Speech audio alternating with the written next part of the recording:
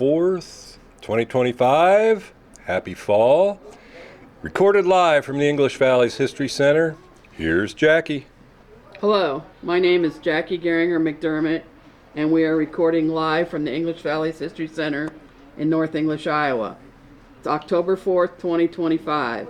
This diary was written by my great-great-aunt, Mary Elizabeth Claypool Wade, who was known as Libby Wade.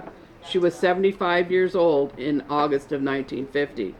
I will read and talk about a few days in the diary and then switch to happenings around the History Center and feature stories. August 1st, 1950. A very pleasant morning. Cooler and the air is so fresh and nice. 63 degrees at 7:30. I'm having trouble with my feet. My best one hurts too. Rheumatism, I suppose. Mrs. McDonald's son-in-law, Tom Lillis of Williamsburg, had both legs broken on Sunday. Lumber fell on him when he was helping to return material used in Achievement Day.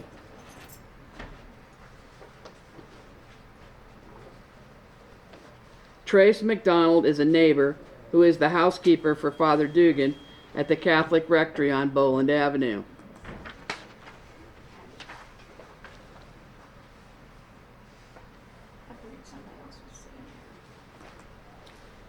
Mary Ann was in a while. She said Eliza and Carrie are dressing chickens at Mary's for the locker, etc. Jenny and Lena were both here a little while. I put water on to heat. We'll have Russell empty it into the machine, and I'll wash his overalls and shirt that have so much coal dust on them. Guess I can. At least I can try. We did, and he rinsed them and hung them out. After he was gone, I ran some rugs through and emptied the water. Someone else will have to put them out to dry, but I still feel like I can do a few things. Our milk bill for July was $6.90 with returned bottles. 30 cents for the returned bottles.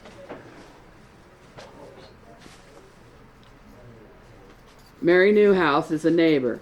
She is telling Lib that Eliza Regseger and Carrie Wade are dressing the chickens that were the property of Mary Regseger. Mary R. has been in the hospital, and it is time for her to get rid of her chickens. Here is a picture of Eliza and Mary R. I don't have one of Carrie Wade. Eliza is Mrs. Guido Regseger, and she's the fourth person in the left in the back row, and Mary R. and her husband Fred are on the right.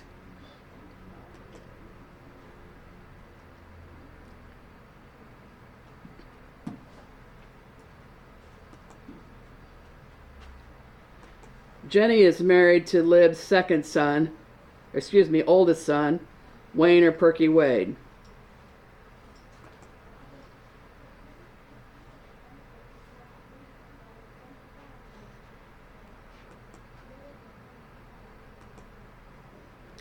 And Lena is married to Warren or Mike Wade, her second son.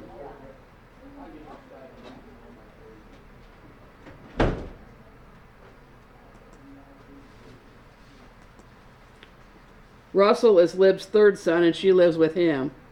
They have been sending their laundry out to be done, but they still have the washing machine they bought in 1946.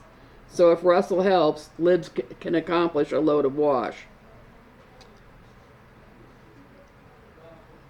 And here's Russell.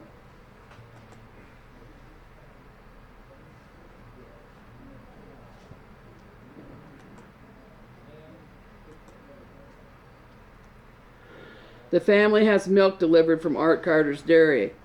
The milk comes in glass returnable bottles. Stella came. She'd been down to Tracy's. I don't think she feels very well. Was glad to get home from her trip to Mason City. Mrs. Bolts was up a while. I hadn't seen her in a few days. Stella Wallace is Lena's widowed mother, and her sister-in-law is Tracy Wallace, my great-grandmother. Here's a picture of Tracy. I don't have one of Stella.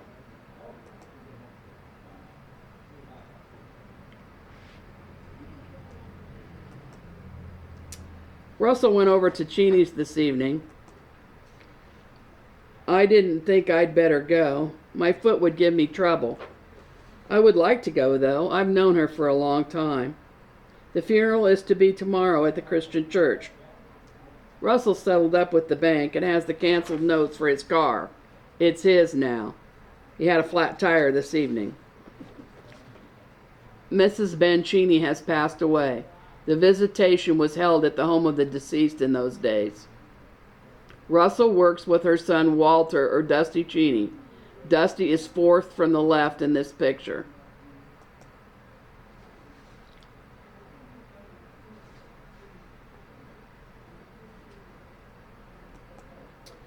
August 2nd, 1950. Cold. A cold wind from the north. Makes one think that winter is not far off. Jenny came up to get Russell's car to go out to Hazel's. Bobby was bitten by a dog yesterday. Has 14 stitches taken in his face. She is back now, and Bobby is getting along pretty good. His face is sore, and he can't eat very well, but he thinks he will be okay. Not all families had a family car after World War II. The Wade family often borrows Russell's car.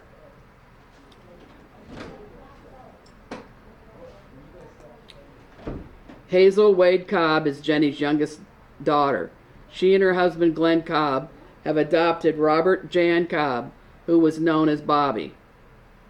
And here's a picture of Glenn and Hazel Cobb.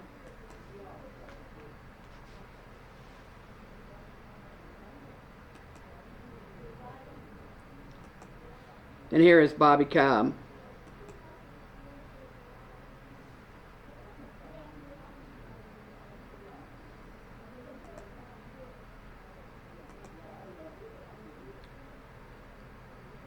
This is Frida and Jimmy's birthday. They were up in the PM. Brought me some beets. Connie Robu brought 2 dozen roasting ears, 30 cents a dozen. Nice. Maud was in. She went up to eat us from here. Jimmy is 1 year old and Frida is 27. He don't walk yet. He could if he wasn't afraid to let go, I think. Sure is a nice little boy. Mrs. Cheney's funeral was today. I saw several of the neighbors go.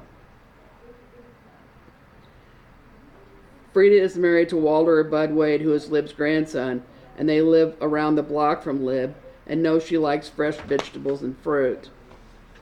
And their son is Jim Wade.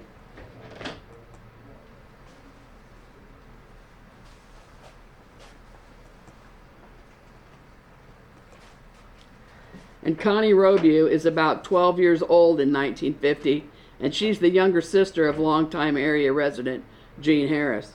She came to the door with sweet corn to sell.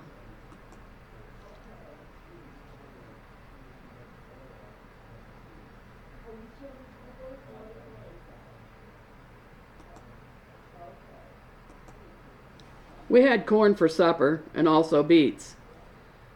Sure nice to have something fresh from the gardens. We have lots of canned food, but it is different. The WSCS met last evening instead of the afternoon. Study group tonight. Hattie was over for a few minutes, but went home to get ready to go to church.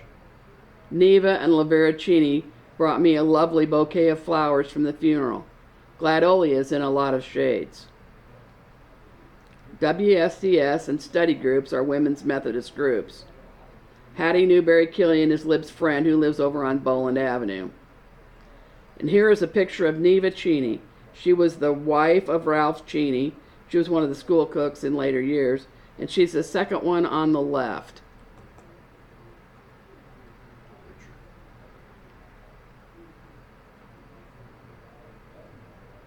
Oh, I said Ralph. I said Richard.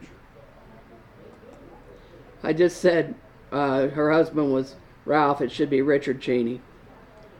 Lavera Cheney was the wife of Walter, or Dusty Cheney. The women's mother-in-law, Mrs. Ben Cheney, has passed away, and everyone knows that Libby is almost a shut-in and loves flowers. Hazel and Bobby and Claudia came. His face is swollen, but he seems to be getting along good. Frida was here a while too and went back with them. Russell went to the church. When Jenny and Perky's children gather at their house, they often walk up to see Lib since she is just a block away. Claudia is the daughter of Frida and her husband Walter Bud Wade.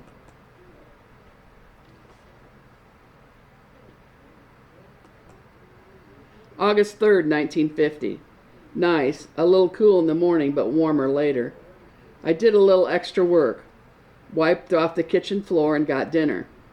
Russell thought he'd be home at 11, but came at noon. They don't seem to know anymore what they want done. Bruce went to Cedar Rapids. Yesterday, he said Russell would go.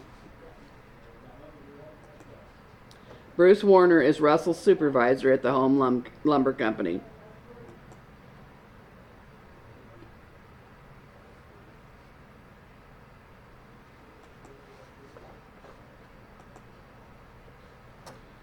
Tracy was here a while.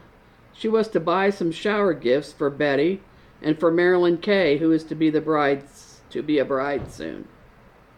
Tracy's granddaughter, Betty Geringer, has just married Johnny Van D, and her grandson, Vernon Geringer, is engaged to Marilyn Kirkpatrick, the daughter of the Homer Kirkpatricks. Here is a picture of Tracy's son, Carl Geringer's family. Betty is the only girl, and her brother Vernon is on the left in the back row.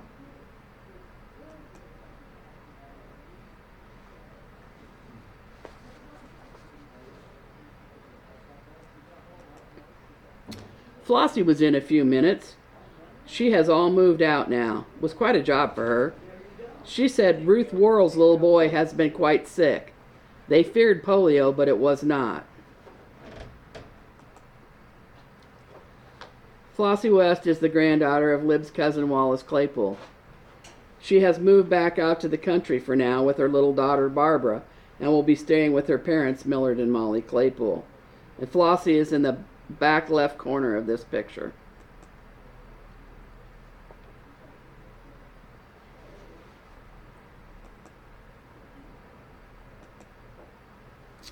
Ruth Worrell was the daughter of Northwest, the brother of Winter West, who was Flossie's ex-husband. Ruth is married to Jim Worrell, and her son is Ron Worrell. And here's a picture of Ruth.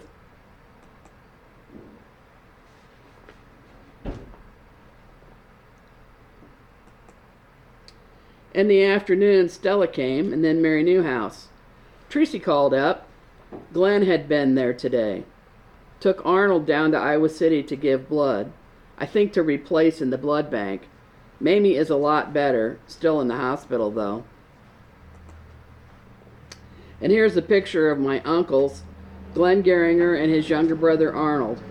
Glenn is on the left, and Arnold is just beside Glenn.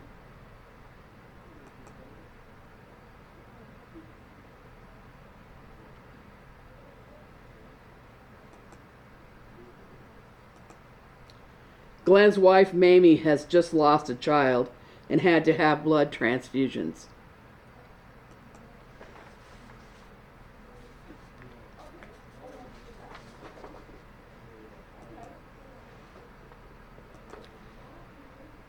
Mrs. Bolts was up. She brought some pretty pink roses. I saw Jack Ross bringing Mr. Carson home about 4 p.m. He has been in the Sigourney Hospital for several days.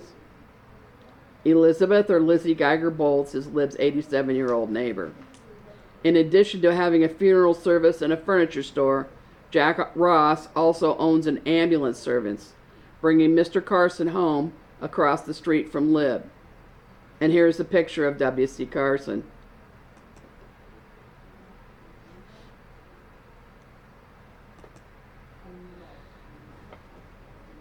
Jenny and Frida went to Marengo about Frida's driver's license.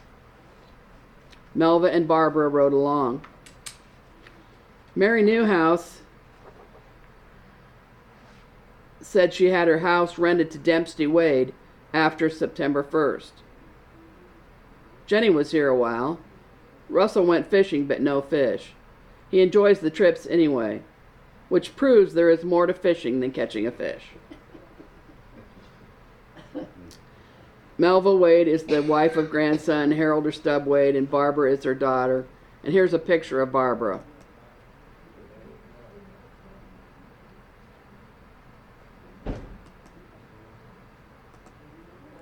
Clarence, or Dempsey Wade, is the son of Henry and Carrie Wade. He was a long-time night superintendent at a Manor Refrigeration. He married Mary Magdalene Spratt on September 2nd, 1950, so this would be their first home.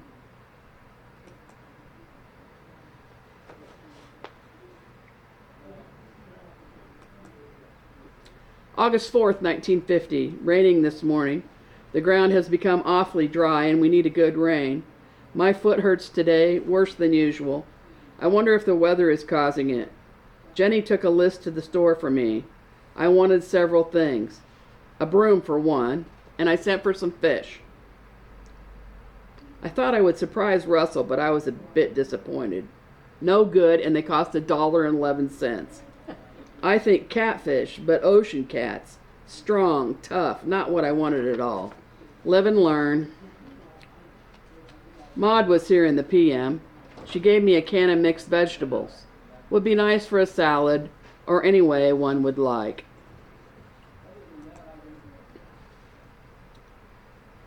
Maud Foster Claypool is married to Lib's nephew, Ray Claypool, and was the mother of Amy Hermy from South English.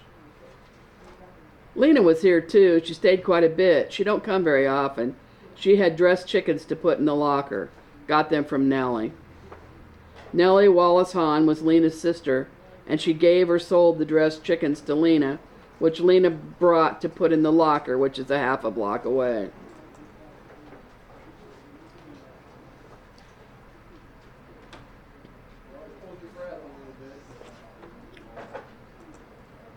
Ruth McCarter papered the room Flossie moved out of across the way. I'm wondering who will live there. Maud said Warner Bairds are to move from Charlie Hudson's on September 1st. Ruth Wetherell McCarter is in her 20s and married to Wayne McCarter. She has 2 children, Larry and Richard, and her job is interior painting and wallpapering, which she continued for 48 years.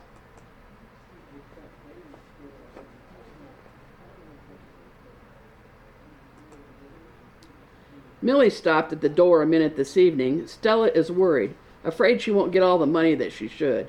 She don't know, and she listens to too many others who are like her. They should lay off.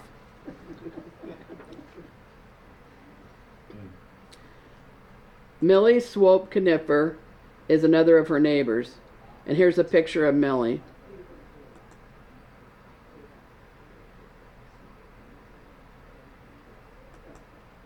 Millie is talking to Lib about Stella Wallace, Lena's mother, who is a recent widow and worried about her inheritance.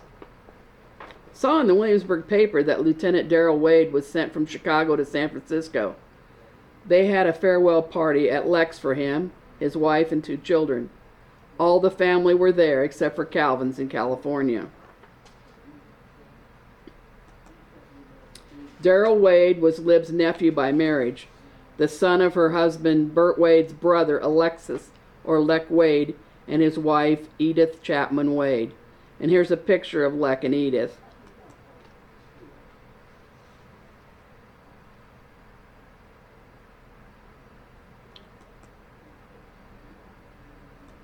August 5th, 1950. Buster's birthday, 1916. I didn't think of it in time to send him a card. Maybe I will write a letter instead. This is a lovely day, warmer than yesterday. A night or so ago it was 44 degrees. Not the best for the corn. I made fish, but then washed my hair. Been busy. Buster is Dr. Lewis Benton Claypool, the grandson of Lib's brother Benton Claypool. He is a medical doctor in Phoenix.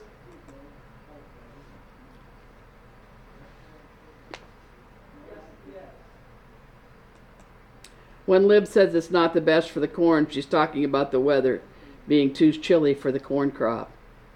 Burl said his mother was feeling better and was going home with Irene Tisdale at Waterloo for a while. She was coming tomorrow or today. Burl Long is a farmer east of town that Libby often talks to. Bucher was peeved about a mistake made in an order for lumber. Caused a delay for his helpers. They are putting up a house for Rudolph Herman. Harold Bucher was a housing contractor who ordered materials from the home lumber company where Russell works. Mrs. Bolts was here in the PM, had been to town, and then Mary Ann came. I sent by her for some pink crochet cotton.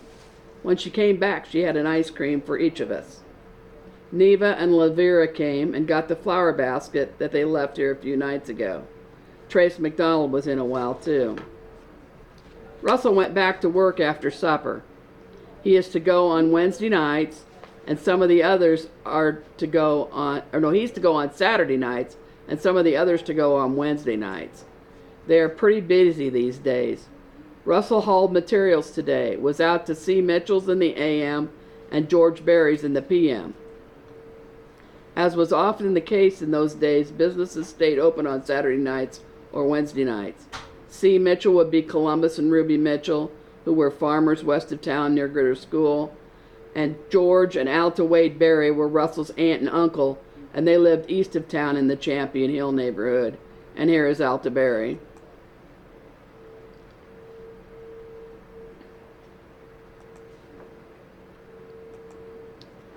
Heard today that new people are to move into the neighborhood soon. Don't know who for sure. Jenny and Evelyn and Kathy were here this evening. Lyle Furman stopped at Wade's a while today. At Wayne's. Evelyn Wade Kurtz is Lib's granddaughter.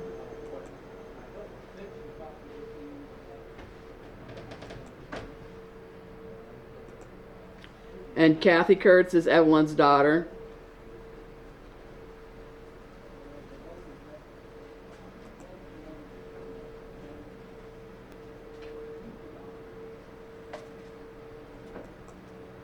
And Lyle Furman was a family friend.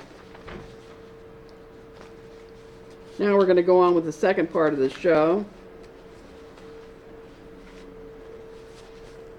The English Valleys History Center promotes the rich history of the communities within the river valleys of the North, Middle, and South English rivers. It encompasses an area roughly served by the English Valley School District from Deep River to near Parnell and from Watcher to Kinross. This also includes the communities of Millersburg, North English, Webster, and South English. Please send donations to the English Valleys History Center, P.O. Box 70, North English, Iowa 52316. The next program at the History Center will be on Sunday, October 26th at 2 p.m. It will feature North English's own comic book creator, Phil Hester. Phil Hester has been a comic book creator for many years, and he should have a very interesting program. This is a reminder that the next alumni luncheon group will meet at 11:30 a.m. at the Main Street Pub and Grub in North English on Monday, October 27th. Please contact Linda Holden Carter or Alice Floring Stramer for reservations. Our feature story this week is about the Depot Fire. This is the story of the Depot Fire, also called the Texaco Fire, on July 3rd, 1964 at about 2:30 p.m. in North English, Iowa. The owner of the above-ground storage tanks just north of the railroad depot was Theodore Vanaken, who also owned a gas station on Main Street. We will have a feature story on the Vanaken family soon, but today we will focus on the Depot Fire. Here is a picture of Theodore Vanaken and his wife Velma.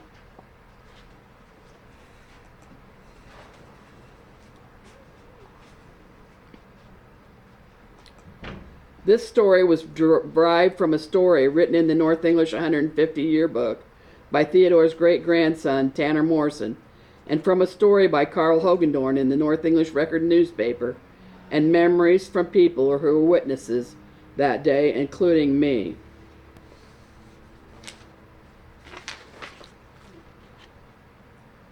This picture from the train track through North English was posted by Scott Romine on Facebook this week.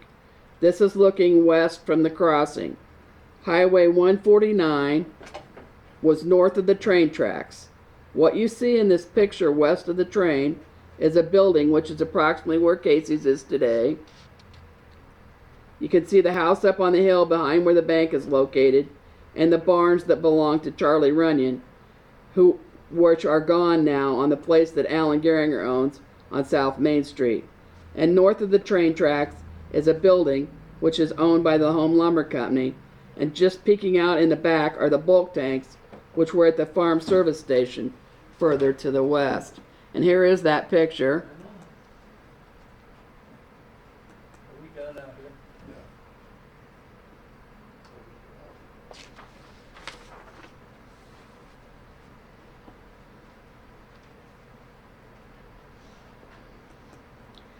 And here is the view of the depot from the 1955 high school annual. Notice the depot is at the bottom. The side rail where the boxcars can unload, and the above ground storage tanks, and the old hotel, which was a nursing home in 1964.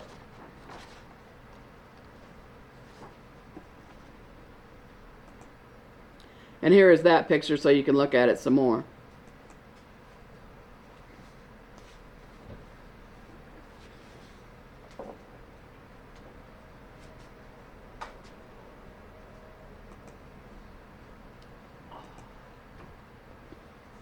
And here is another view of from the 1952 aerial picture.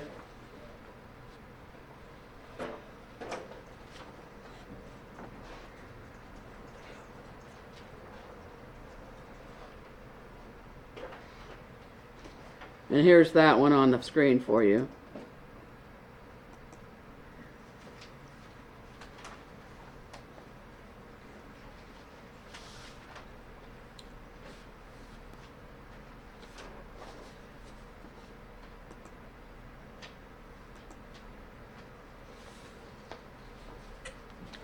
And this is a 1954 aerial view. We have all these aerial views of the town here at the History Center if you want to see them.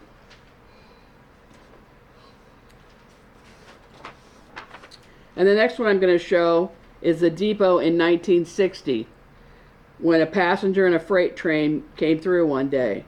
You'll notice the fuel storage tanks on the upper left, and then the two train tracks just south of the depot.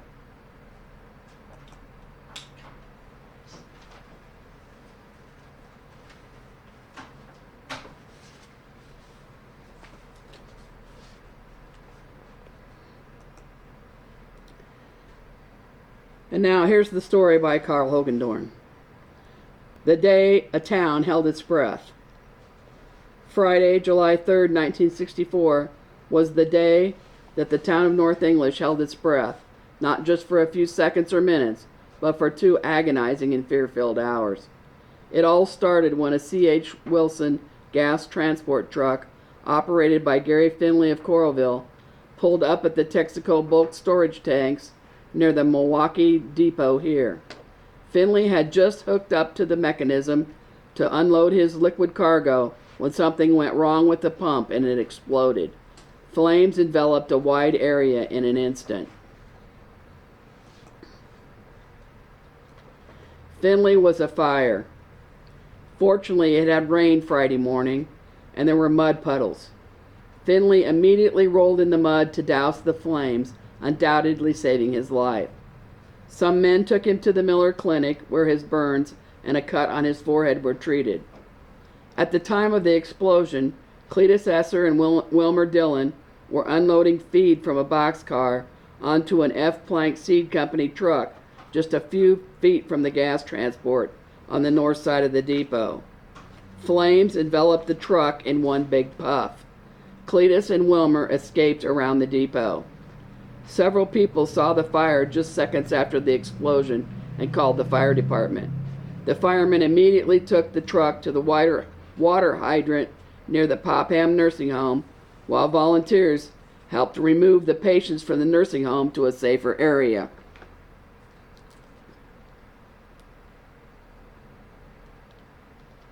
The firemen found the area around the nursing home too hot, so they retreated to the hydrant in front of the town hall, which was further north on Main Street, to hook up the first length of hose to fight the fire. Meanwhile, volunteer policemen moved the crowds back and detoured all the traffic. Roaring flames from burning gas were rolling high in the air and around the big gasoline and fuel oil bulk storage tanks. Flaming gasoline was pouring from the broken hose connection, which had attached the tank to the transport. The flaming gas was running over the ground eastward and had caught the home lumber storage building afire about 150 feet east of the storage tanks. Carl Hogendorn grabbed his camera and went outside to take color photographs of the fire. Carl continues with his story. At that point, Theodore Van Aken risked his life by dashing into the raging inferno around the tanks to turn off the valve on the tank that was feeding gasoline into the blaze. Theodore's unselfish action undoubtedly saved far greater devastation and loss, and probably the loss of life. At this point, the North English firemen had been able to start dousing the nursing home with water and to extinguish the blazing home lumber storage building. The biggest fear was that the other big gas and fuel oil storage tanks would explode, spewing liquid fire on nearby homes and business buildings. The fire was raging around those big tanks. Welcome help arrived as fire trucks from South English, Williamsburg, Millersburg, and Sigourney came roaring into town. These firemen immediately laid hose lines and went to work. The enormous crowd which had gathered to see the fire was moved back over a block from the scene for the sake of safety. However, if the big tanks had blown, no doubt a great many spectators would have been seriously burned or even worse. Some older residents were so afraid they got into their cars and left town. And here are the pictures that Carl Hogendorn took. The first one from his front yard.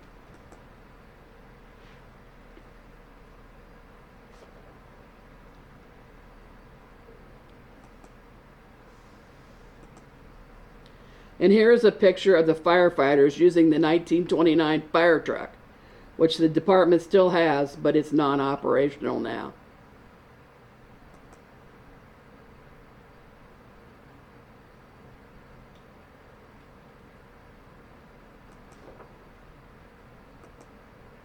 And here is a picture of the blazing transport truck with the state trooper car in front of it.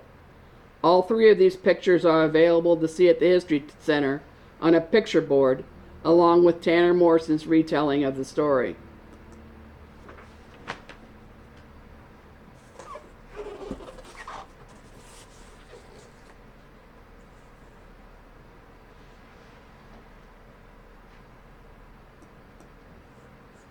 And here is that picture board. It's on the back wall behind me here if you're looking for it when you come in the room.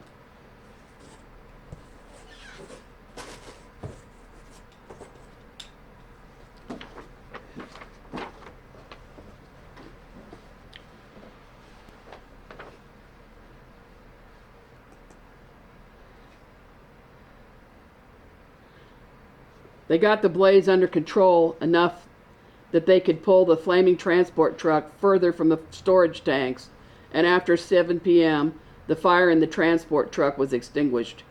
The depot, which had been built in 1885, continued to burn, and firemen were still pouring water on it at midnight.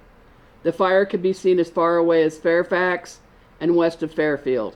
Some of the firemen were treated for smoke inhalation and minor burns. Firefighters that Carl mentioned by name in his story were Dean Morse, Terry Hogendorn, Barney Morgan, Theodore Vanaken, and Ernie Dye. And here are a couple more black and white pictures of the scene. The first one is the tanker on fire with the tanks in front of it.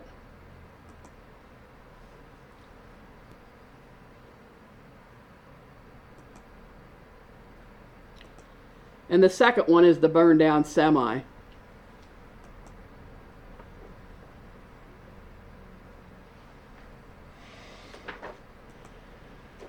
I talked to Merrill Cheney, who was married to the former Sue Oliver from North English. At the time of the fire, Merrill was working at the grocery store at the corner of Main Street and Clark Street. He and some other men got the wrecker from the DX station and a tractor to get the semi pulled back. He remembers this plank seed truck burned down to the rails. His sister-in-law, Susan Oliver, remembers it being very hot at Oliver Electric, where the family lived, which was just across the street. I remember that we lived up on West Summit Street, behind where the present-day Casey store is located. Since I was not quite yet 9 years old, I was very scared and amazed by the huge fire. I also had it in my head that we were trapped on the hill, which was not so at all. There was a dirt road out to the south through the cornfield that we could have taken if we needed to leave. I also remember that those above-ground storage tanks had burn marks on them for years. Correspondence. Mark Claypool from Sigourney said, "Jackie, love the new setup. Looks like you have mastered it. And thanks for another great day of remembrance." Suzanne Claypool from Texas says, "Jackie, I never heard about the spraying of DDT as a polio deterrent. That's wild. Mr. Bob Smith, what a sweet man he was. I remember him well. Carolyn Claypool Atwood from Jensen Beach, Florida said, "Thanks, Jackie. I like the new format. Great job as usual." I also heard from one of my Claypool cousins in Arkansas. I wonder what Aunt Lib would think of all of this. Wouldn't she just be amazed? You and Aunt Lib have put North English on the map. I do know that Aunt Lib was very proud of her Claypool heritage that had traced all the way back to England. Brenda Smith Custer from Overland Park, Kansas said, "Nicely done, Jackie." Trish Montross Blaylock Garrity from North English said, "Great job. You are blessed to have a nice and clear speaking voice. You are always prepared and dedicated to provide us memories and history." Vicki Orndorff Johnson from California, who is the granddaughter of Vic and Lucille Van Dyke, said, "My grandfather bought all of his cars at the Smith dealership. He was a firm believer in supporting the town. The Smith family history in North English was very interesting. They played a huge role in the employment of the town's men." Great video, thank you. Alice Flooring Stramer sent this picture from Oak Ridge School, east of town. It was in Fillmore Township in 1910 or 1911. Her father, Harold O'Reilly Flooring, is looking down because he was ashamed he had holes in his clothes. He had to quit school after the 3rd grade to farm. The children were identified in front as Bruce Cheney, Harold O'Reilly Flooring, Bill Lavelle, Edith Miller, Lurvine Lavelle, and Robert Miller. In the middle, Rex Tinkle, Grace Tinkle, Gladys Lavelle Hudson, and Modena Hall Martin. And in the back, Ralph Cheney, John Geringer, Quincy Lockridge, Lottie Bell, Neva Hall Stover, Hazel Haney Cox, and the teacher was Fern Billingsley. And here is that picture. And we also have a copy of it here at the History Center.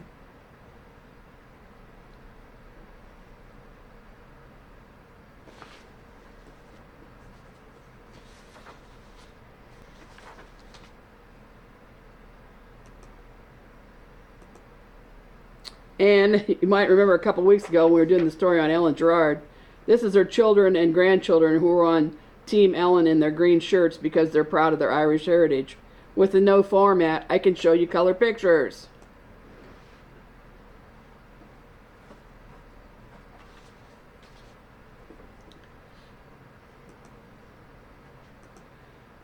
And since we've been talking about these 55 annuals, with the pictures, the aerial pictures in them, here is Lib Wade's world.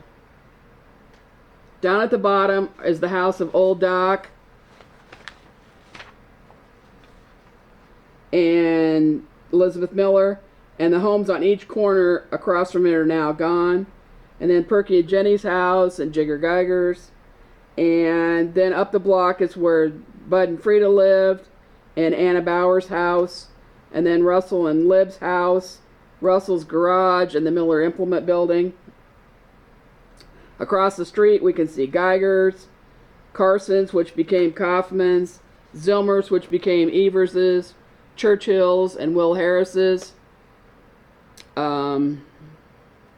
which became Doc Donahue's. The Home Lumber Company is to the north, and also the outside stairs to the top of the locker building are visible. If you want to see any of these pictures, we do have them.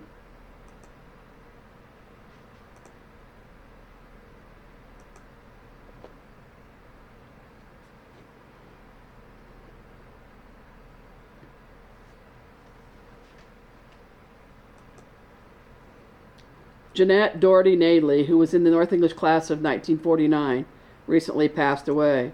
She had a very sharp memory for many years and often talked to her son Jeff about her memories of her childhood in North English. Jeff's one of my regular listeners now. If you remember, I shared a couple of weeks ago that Jeanette was born in the telephone office upstairs above the old bank building on Main Street. Her parents lived for many years on the hill south of the present-day Casey's store. Jeanette remembered walking to the other hill behind the football field, which we called Cherokee Hill, to see Mrs. Minnie Burke Healy, who was the mother of Minnie Agnew and Susie O'Brien, among others. Mrs. Healy was blind and loved to visit with Jeanette. Another interesting fact is that Minnie Burke was born in England. And here's a picture of Minnie Burke Healy, her granddaughter Minnie Healy Agnew, granddaughter Mary Dawson, and great-grandson Gene Dawson.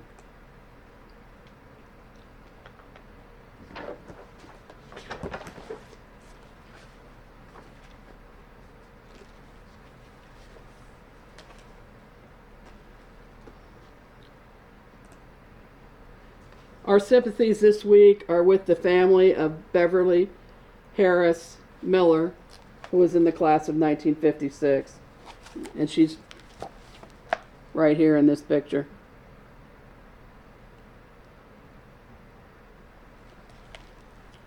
We are also interested in learning about historical English Valley's items that you might wish to donate to the History Center.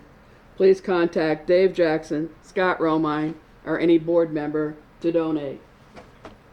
And that's the end of the program for this week. Thanks, and we'll talk to you later. And that's a wrap. Thank you, Jackie. Thank you. All right.